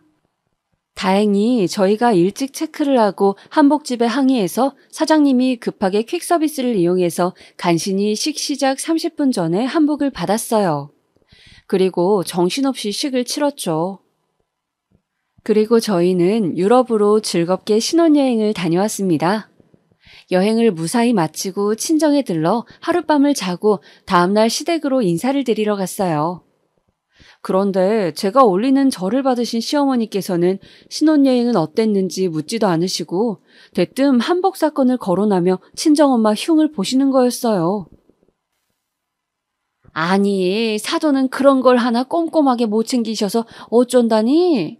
나보다 5살이나 젊은 양반이 한복이 안 오면 미리미리 전화로 체크를 했었어야지. 저는 신혼여행 다녀왔다고 선물을 잔뜩 가지고 기분 좋게 왔다가 친정엄마 욕을 들으니 기분이 너무 안 좋았습니다. 솔직히 결혼 잘못한 거 아닐까, 지금 첫 단추부터 잘못 깨고 있는 것은 아닐까 하는 생각이 굴뚝 같았지만 시어머니께서 그렇게 꼬투리 잡으시는 것 빼고는 남편도 저와 잘 맞았고 서로의 조건도 누가 봐도 훈훈한 커플이었기 때문에 애써 참는 것만이 능사라던 친정엄마 말을 떠올리면서 한 귀로 듣고 한 귀로 흘리며 어색하게 웃었습니다. 지금 이 이야기는 못 들은 것으로 하자고 스스로 세뇌를 시키면서요. 그때는 이런 일로 시어머니께 대들거나 해서 시끄러워지고 싶지 않았고 저만 좀 누르면 잘 지나갈 거라고 생각했거든요. 어차피 남편하고 제가 사는 것이지 제가 시어머니와 사는 것은 아니니까요. 남편은 시어머니의 이런 태도에 대해 우리 엄마가 원래 좀 까칠해서 그렇지 나쁜 사람은 아니라며 좀 이해해달라고 거듭 저의 손을 잡고 사과를 하더군요. 저는 그저 그렇게 남편의 사과를 받고 넘어가는 것이 그 당시에는 최선이라 생각했습니다. 참으면 참을수록 저에게 더 큰 시련이 닥칠 수 있다는 것을 그때는 몰랐거든요. 그렇게 결혼한 지 5개월이 지나 저는 임신을 하게 되었습니다. 제 나이 33살이었죠. 임신 3개월이 되기 전 조금 피가 비친다는 소견이 있어서 조심하고 있을 때였습니다. 10월 시아버지의 생신이 있었죠. 저는 첫 생신이라 생신상을 차려드리고 싶었지만 몸이 너무 좋지 않아서 남편과 상의하에 식사를 대접하기로 하고 유명한 한정식집을 예약을 해두었습니다. 시부모님은 약속 시간에 맞춰 식사 장소에 나오셨더군요. 그때부터 사실 어머님은 표정이 조금 안 좋았지만 저는 그저 피곤하신가 보다라고 생각했어요. 한정식은 코스별로 잘 나왔고 특히 구절판과 떡갈비가 맛있었습니다. 식사로 나온 들깨 수제비도 고소하고 맛있었고요. 그런데 식사를 다 마치고 저와 신랑이 화장실을 다녀온 사이 시부모님께서 이미 결제를 하신 거예요. 저는 조금 당황스러워서 신랑을 쳐다봤지만 신랑은 이미 돈 내셨으니 어쩔 수 없지 하면서 인사를 하고 집으로 돌아왔어요. 그런데 그날 저녁 저는 시어머니에게서 장문의 문자를 받았습니다. 문자에는 차마 제가 입에 담을 수 없을 정도의 친정 부모님 욕과 감히 며느리가 집안에 들어오자마자 어디 생신에 돈을 써서 해결하려 하냐는 말이 가득 쓰여 있었습니다. 결혼하고 첫 생신을 어떻게 이따위로 할 수 있냐는 것이었어요.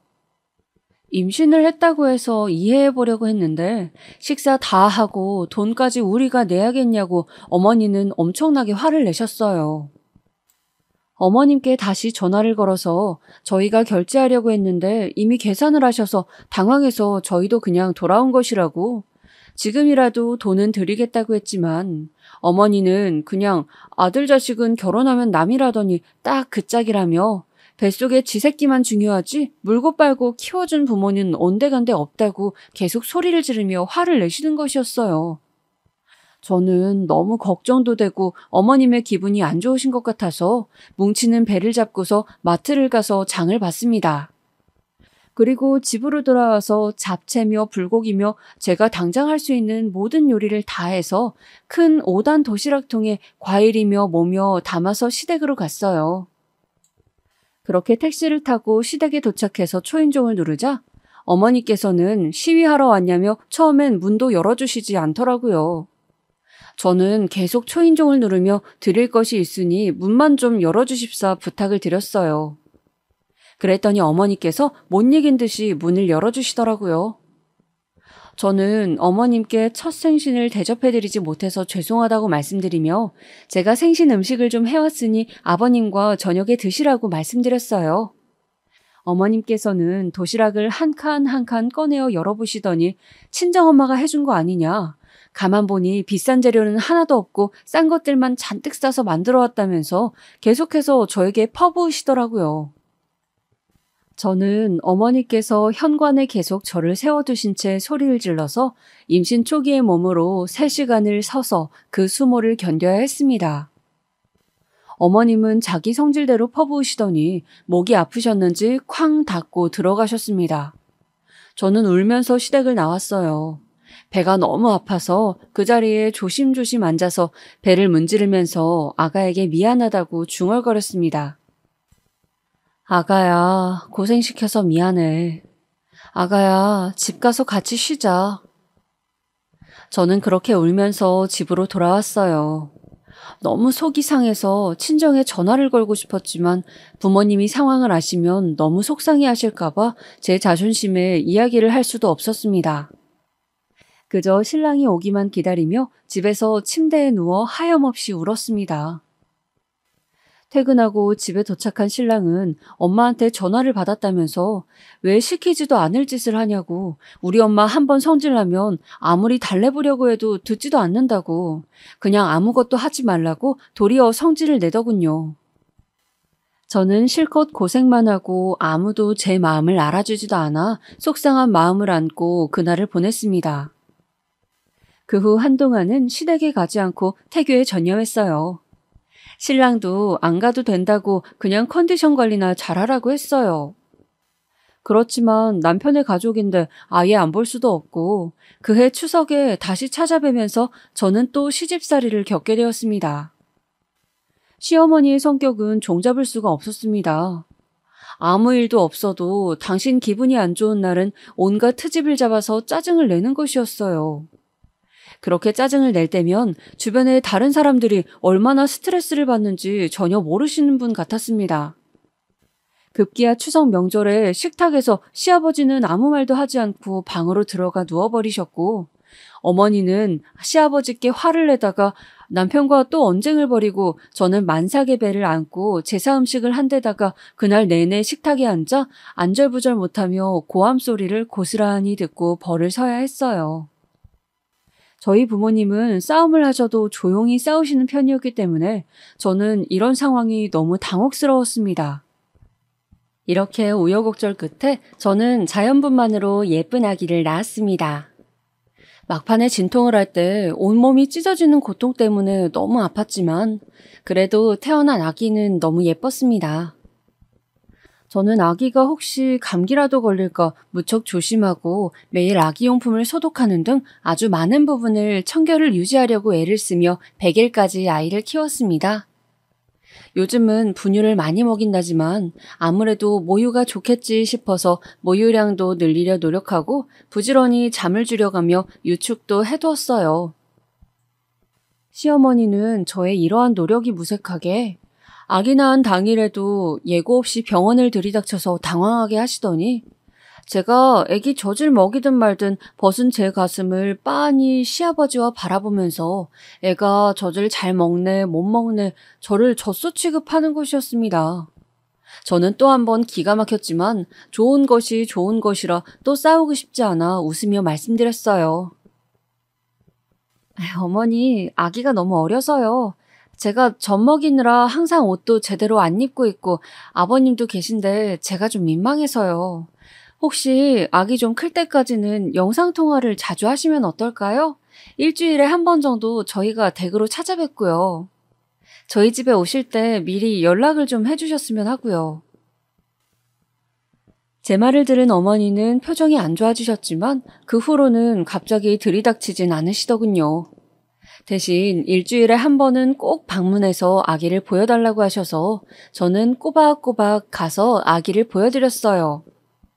그런데 한 번은 제가 목도 조금 따갑고 감기 기운이 있어서 말씀드리니 어머님은 그냥 오라고 일주일에 한 번 손주 얼굴도 못 보게 하는 거냐 역정을 내셔서 혹시 제 감기가 아기한테 옮길까봐 마스크를 한 채로 어머님을 찾아갔습니다. 시댁에 있는 내내 마스크를 하고 손을 계속 닦는 저를 보면서 어머니는 대놓고 저에게 결벽증이라고 욕을 하시더군요.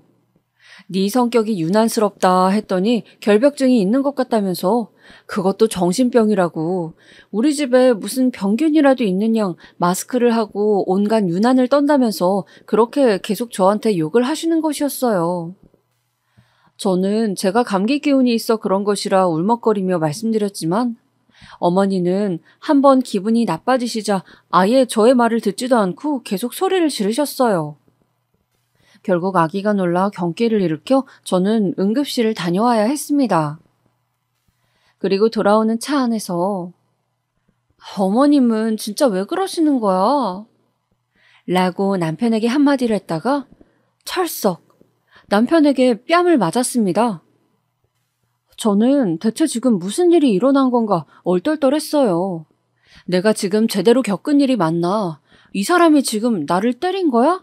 수많은 생각이 스쳤지만 남편은 감히 어른에게 이런 태도를 보이다니 맞을 짓을 하면 맞아야 한다는 말을 하더군요.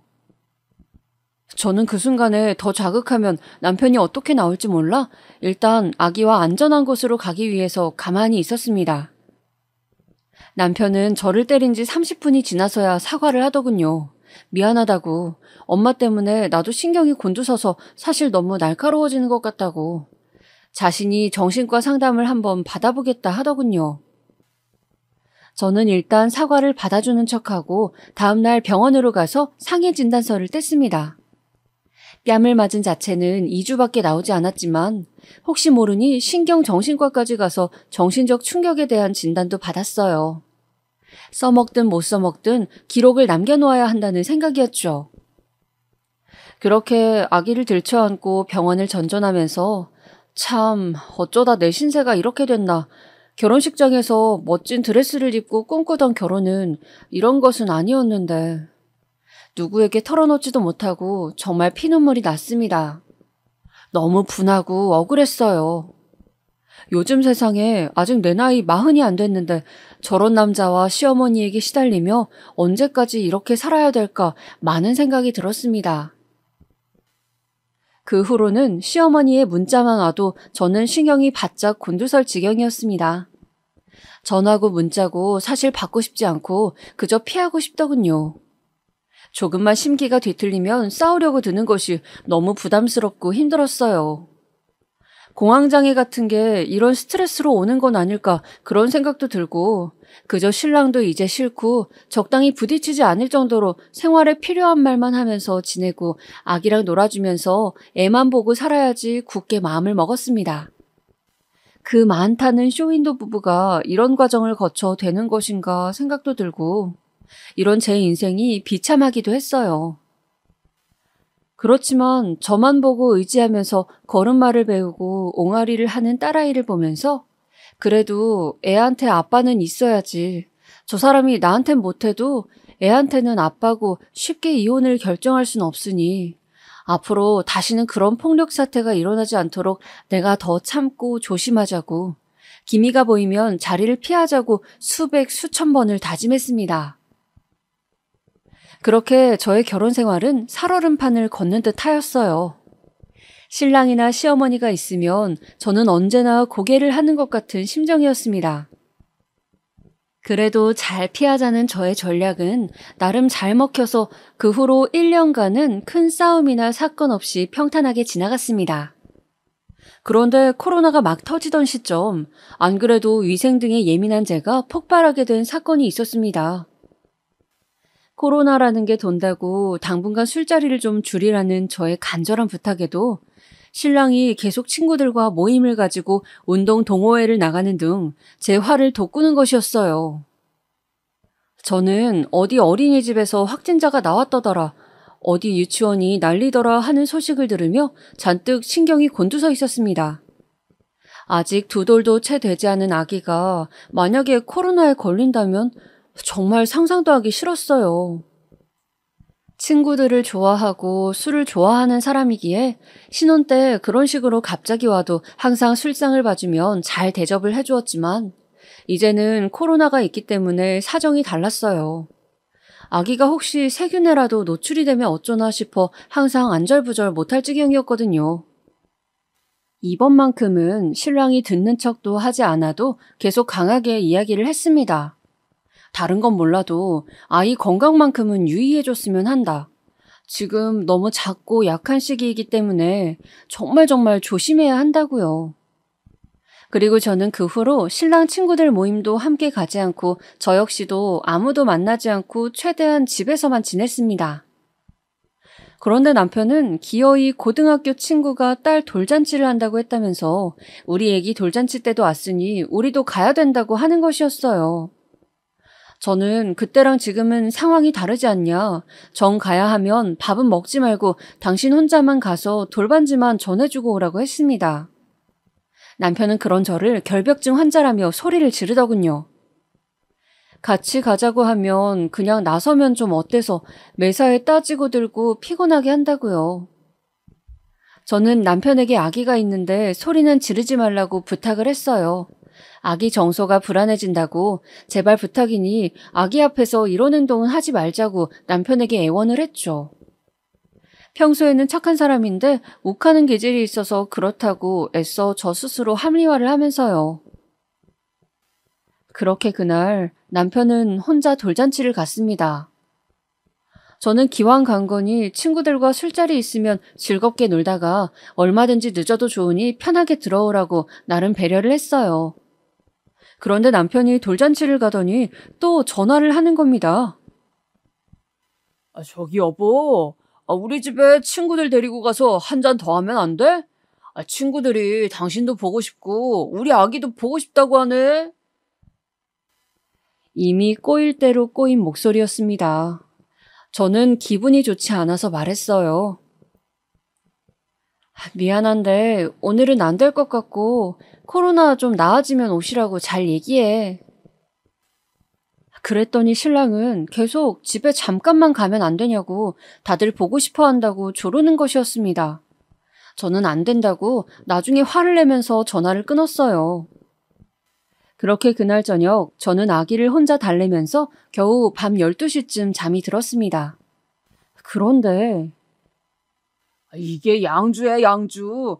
내가 저번에 제주도 가서 사왔지. 잠결에 웅성거리는 소리가 들리는 것이었어요. 무슨 소린지 몰라 살짝 눈을 떠보니 시간은 새벽 2시를 가리키고 있었습니다. 저는 꿈인가 하면서도 소리가 들리는 거실로 향했어요. 그리고 문을 열었을 때 제 눈앞에 보인 것은 거실에서 상을 펼치고 안주와 술을 차리고 있는 신랑과 친구들이었습니다. 저는 제 눈을 의심했어요. 이 밤늦은 시간에 코로나라는 신종 질병 때문에 난리라는데 여기까지 기어이 친구들을 데려오다니 저는 너무 화가 나서 소리를 지르고 말았습니다. 당장 나가지 못해? 제 격앙된 목소리에 남편 친구들은 뭔가 잘못됐구나 싶었는지 후다닥 자리를 뜨더군요. 남편 역시 얼굴이 시뻘개지더니 친구들을 따라 나갔고요. 그리고 남편은 그날 집에 들어오지 않고 외박을 했습니다. 친정부모님은 제가 이런 일들을 당하고 있는 줄 전혀 모르셨어요. 저 역시 자존심 때문에 또 사실을 알게 되면 얼마나 마음 아파하실까 싶어 말씀드리지 못했고요. 그렇게 그날 일의 상처가 가시지 않을 무렵이었어요. 저는 그날 밤에 어디서 잤는지 남편이 무엇을 했는지 그냥 묻고 싶지도 않아 내버려 두었는데 우연히 침대 위에 놓여있던 남편의 핸드폰을 보다가 어떤 채팅 메시지를 보게 되었습니다. 오빠 어디야? 언제 와? 메시지는 짧았지만 뭔가 느낌이 이상했습니다. 저는 이 사람 누구냐고 신랑에게 캐물었어요. 신랑은 새로 프로젝트를 들어가면서 알게 된 임상 아르바이트생이라고 이야기했지만 저는 어쩐지 믿업지가 않았습니다. 거기다 저녁에 신랑이 매일 들고 다니는 가방에서 콘돔까지 발견을 했거든요.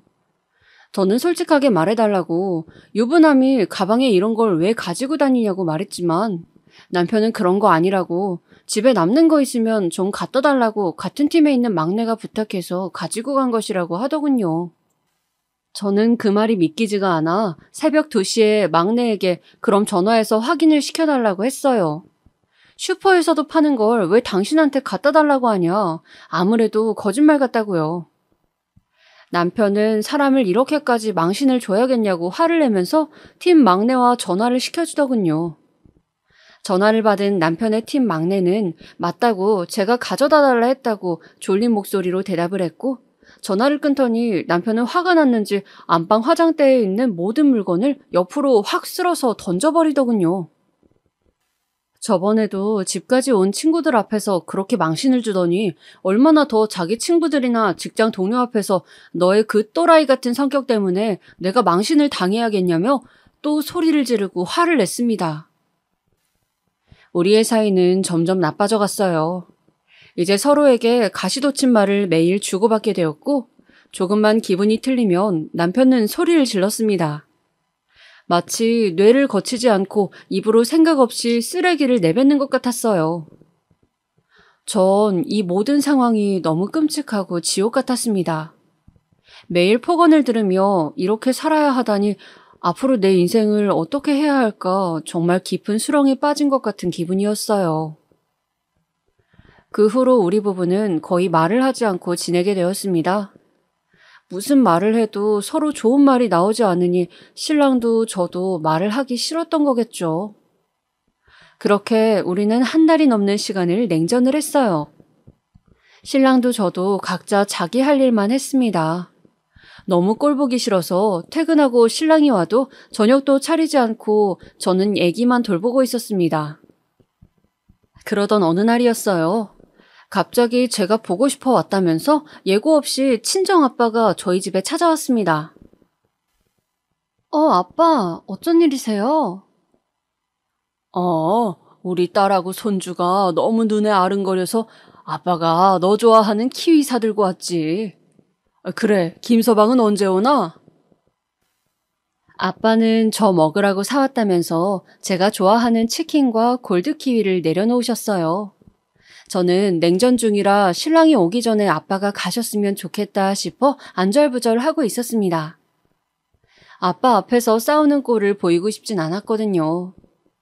그런데 아빠는 부득불 치킨을 안주 삼아 사위랑 술 한잔하고 가야겠다고 우기시는 것이었어요.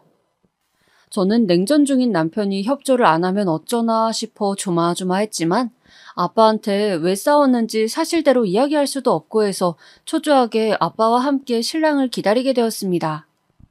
제발 신랑이 눈치껏 아빠에게 행동하길 바라면서요. 마침 7시 반쯤 되어 신랑이 오더군요. 아빠는 잠시 화장실에 가 계시느라 신랑이 온 줄 모르셨어요. 저는 잘됐다 싶어 간단하게라도 신랑에게 상황을 설명하려고 다급하게 말을 꺼냈습니다. 저기 여보 있잖아. 어머니! 언제부터 계셨는지 다짜고짜 신랑의 뒤에서 어머니께서 튀어나오시더니 대뜸 제 머리채를 휘어잡는 것이었습니다. 저는 태어나서 머리채를 처음 잡혀와서 정신이 하나도 없었어요. 머리가 빙빙 도니까 정신이 없고 너무 어지러웠어요.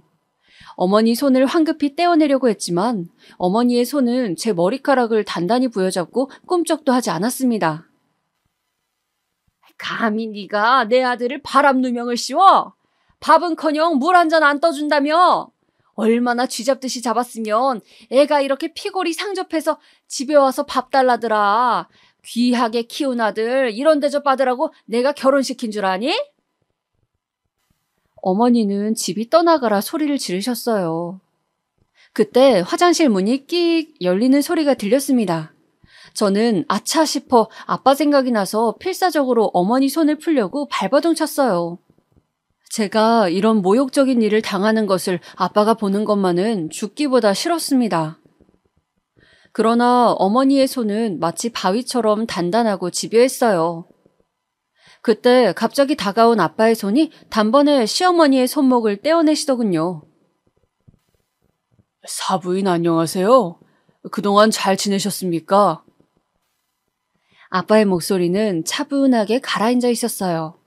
마치 아무 일도 없었다는 듯이요. 그러나 저는 알았어요. 아빠는 화가 날수록 차분해지고 목소리가 낮아지는 사람이었습니다. 아빠가 화가 나면 아무도 말릴 수가 없었어요. 지금 신랑과 시어머니를 바라보는 아빠의 눈에 분노의 불꽃이 일렁이고 있었습니다. 아, 네, 안녕하세요, 사돈 어르신.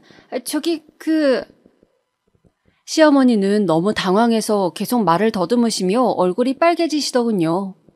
남편은 석상처럼 굳어 있었습니다. 저도 어찌할지 몰라 안절부절 하고 있었어요. 아빠는 차분하게 신랑에게 말을 거시더군요. 김서방, 이리 와 앉게나. 아빠는 식탁으로 가서 앉으시더니 손으로 툭툭 식탁을 치시더군요.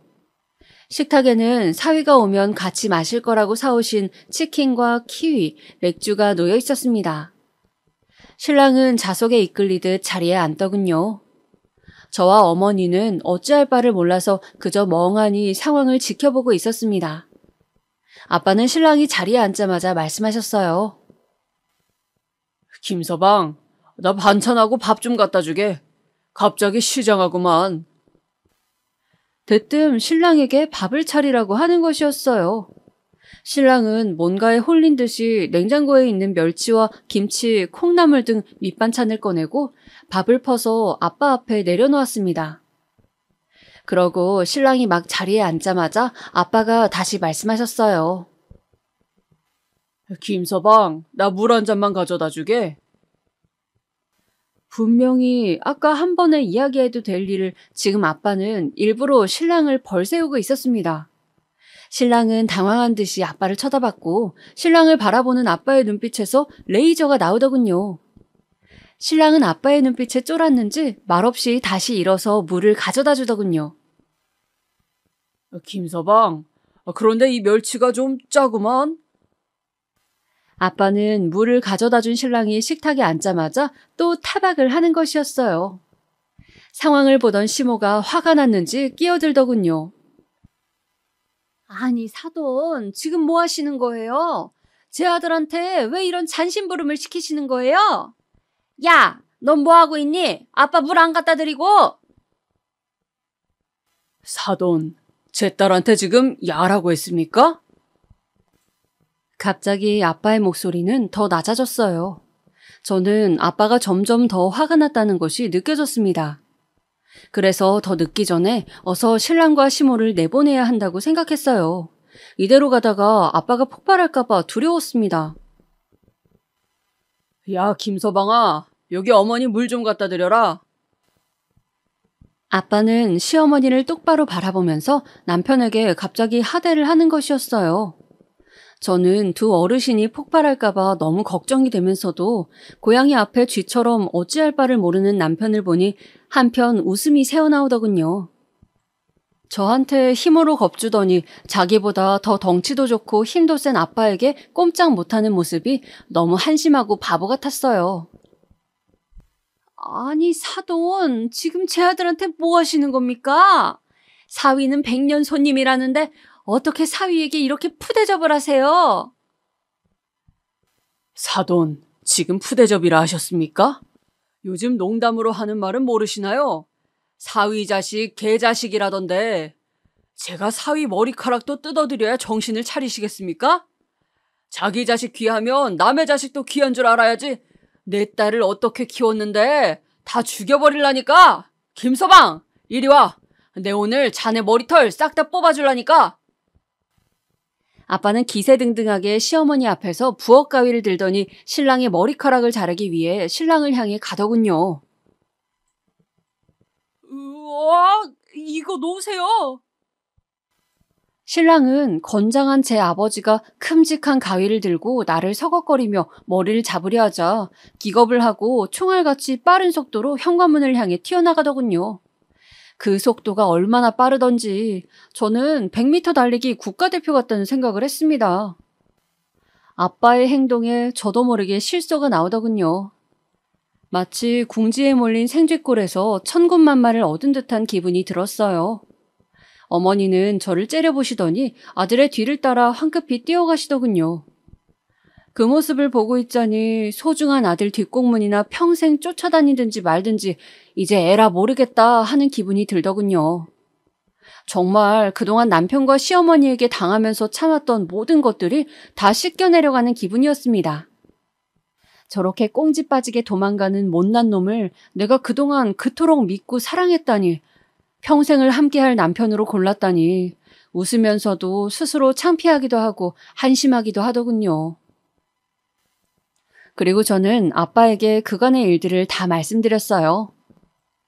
시어머니와 남편에게 어떤 지옥 같은 일들을 당했는지, 어떻게 해야 할지 몰라 이혼만이 답은 아닌 것 같아 참아온 이야기와 차마 부모님께 말할 수 없었다는 것도요. 제 이야기를 다 들으신 후 아빠는 정성스레 제 손을 쓰다듬으며 말씀하시더군요. 딸아, 내 딸, 아빠는 말이다. 네가 이혼녀가 되든지 말든지 다른 사람의 시선 같은 건 상관없단다. 원래 남의 말은 한 번 입 밖에 내고 잊어버려. 사람들은 다 자기 일에 관심이 있지 남의 일에는 관심이 없는 법이란다. 아빠는 네가 이혼을 하든 안 하든 그건 네 결정에 맡길 거야. 이제 너도 부모이기 때문에 네 아이의 앞날까지 생각해서 결정해야 하기 때문이란다. 부모의 무게는 평생 지고 가야 하는 것이지. 그래서 그 짐은 가장 나를 행복하게 하면서도 두렵게 하는 것이란다. 네가 어떤 결정을 하든 네 의견을 존중할게. 다만 한 가지 약속해다오. 그 어떤 일이 있더라도 이제 혼자서 울지 말거라. 불효가 다른 것이 아니란다. 네가 혼자 울고 참았다는 것을 나중에 알게 되면 엄마 아빠의 마음은 100배 1000배 더 아픈 거야. 네 곁에는 언제나 엄마 아빠가 든든하게 지키고 있으니까. 알았지? 사랑한다 우리 딸. 아빠... 저는 앞으로는 어떤 일이 있어도 혼자 울지 말라는 아빠의 목소리를 들으며 정말 무한히 크고 깊은 부모의 사랑을 느꼈습니다. 너무나 감사하고 또 감사하더군요. 그리고 저도 꼭 훌륭하게 자립하여 부모님이 나중에 힘드실 때 힘이 되는 딸이 되고 싶다는 다짐을 하게 되었습니다. 그 일 이후로 저는 심사숙고하여 신랑과 이혼을 지내겠습니다. 아무리 다시 생각해보려고 해도 정말 꼴도 보고 싶지 않았거든요. 제 남은 인생을 도저히 이 사람과 살 수는 없겠더군요. 물론 아기가 너무 어려서 마음에 걸렸지만 저렇게 계속 소리만 지르는 아빠가 무슨 소용이 있겠냐는 마음으로 그냥 저질러버렸습니다. 진단서 끊어둔 것도 있었고 시어머니의 몰상식한 문자가 너무 많아서 저는 생각보다 수월하게 이혼을 할 수 있었습니다. 물론 남편이 유책 배우자였죠. 이혼을 한 해 만에 좀 시끄러웠지만 결국은 제 뜻대로 제가 모은 증거들 앞에 남편은 친권, 양육권을 모두 내놓을 수밖에 없었습니다. 적지만 위자료도 물론이고요. 시어머니는 저에게 전화를 걸어서 울면서 빌다가 다음 날은 전화로 쌍욕을 하기도 하는 등 버라이어티한 반응을 보여주셨고요. 저는 단련이 되었기 때문에 가볍게 무시했습니다. 이제 그 인간들이 무슨 소리를 하든 말든 귀를 닫아버리니 편하더군요. 그리고 남편과 함께 다니던 제약회사 일은 그만두고 아가씨 때 재미삼아 배웠던 베이킹 기술로 머핀과 쿠키를 구워서 팔기 시작했어요. 비록 조그마한 가게를 간신히 구해 새를 얻어 시작했지만 가게 앞에 초등학생들이 많이 다녀서 엄마들이 제법 빵을 팔아주었습니다. 하루 종일 달콤한 빵 냄새를 맡으며 제 빵을 좋아해 주시는 분들과 하루를 보내니 그동안의 힘든 일들이 많이 상쇄되는 것을 느낍니다. 이렇게 부모님의 곁에서 아기를 키우면서 소박한 가게를 차리고 지내는 지금의 생활이 너무나 만족스럽고 꿈만 같은 요즘입니다.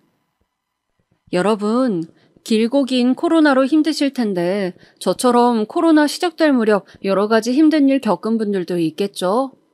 이런 문제들을 코로나 블루라고도 한다던데 저는 가끔 코로나 때문에 더 많이 싸우게 되어 이혼까지 하게 된 것은 아닐까 그런 생각에 씁쓸하기도 합니다. 반면 지옥은 잠깐으로 충분했다는 생각에 홀가분하기도 하고요. 결국 이 코로나 시대가 주는 가장 큰 교훈은 그래도 힘들 때 가족과 의지하면서 사람과 사람이 노력하며 고난을 견뎌나가야 한다는 것 아닐까 싶습니다. 그리고 아무리 남녀가 사랑해도 부부의 사랑과 부모의 사랑은 차원이 다르다는 것도 말씀드리고 싶네요. 그 어떤 일이 있어도 우리를 지켜줄 분은 바로 우리를 낳아준 부모님입니다. 부모님께 효도하시기 바랍니다. 그리고 결혼 생활 중에 억울한 일이 있거나 부당한 일을 당하면 꼭 주변에 도움을 청하시길 바랍니다. 남편도 시댁도 한순간에 돌아설 수 있으니까요. 괜히 피는 물보다 진하다고 하는 것이 아니잖아요. 이상 저의 이혼 이야기 어떠셨나요? 여러분, 벌써 오후가 되었네요. 따뜻한 커피와 달콤한 머핀 드시면서 오늘 하루 마무리해보시면 어떨까요? 저는 이제 커피 타임 하러 가봐야겠네요. 지금까지 긴 이야기 들어주셔서 감사합니다.